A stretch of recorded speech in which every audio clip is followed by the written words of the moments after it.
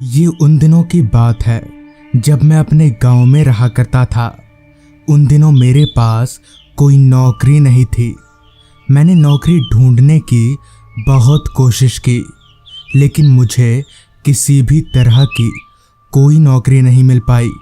चूँकि मैं पढ़ा लिखा था, इसलिए मैंने तय किया कि अब से मैं ट्यूशन पढ़ाने का काम शुरू करूँगा। और बहुत जल्द ही मैंने एक बच्चे को ट्यूशन पढ़ाने का काम शुरू कर दिया।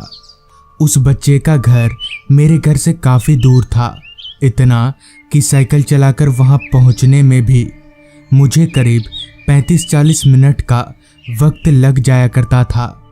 एक शाम की बात है, मैं अपने उसी स्टूडेंट को पढ़ाने के लिए उसके घर गया हुआ था।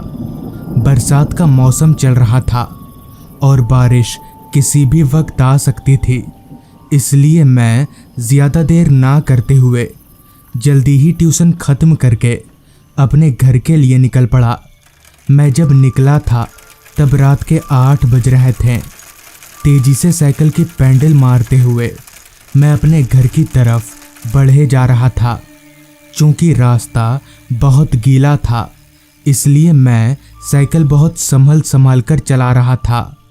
जैसे तैसे साइकिल चलाकर अभी मैं आगे बढ़ ही रहा था कि तभी मुझे रास्ते के बीचों बीच एक बड़ा सा पेड़ गिरा हुआ नजर आया।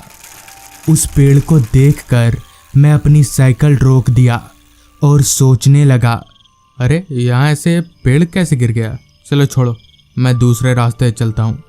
जिसके बाद मैं उसी रास्ते के बगल से एक दूसरे रास्ते पर आगे बढ़ने लगा।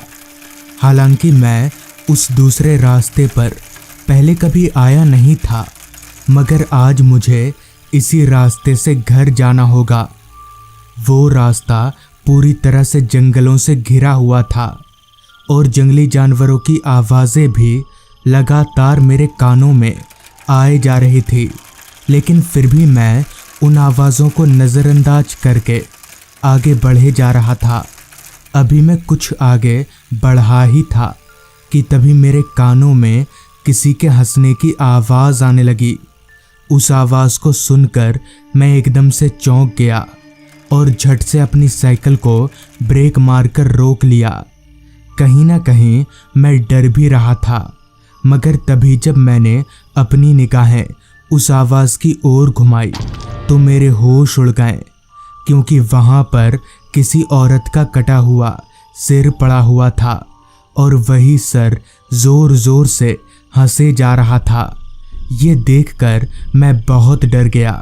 मुझे समझ नहीं आ रहा था कि अब क्या करना चाहिए, मगर मैं इतना ज़रूर जानता था कि अगर मैं यहाँ रुका तो मारा जाऊँगा, जिस वजह से मैं साइकिल लेकर वहाँ से भागने लगा।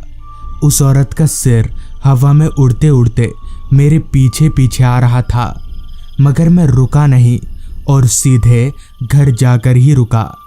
तो इस तरह से उस रात मेरी जान बच गई। तो दोस्तों, ये थी आज की कहानी।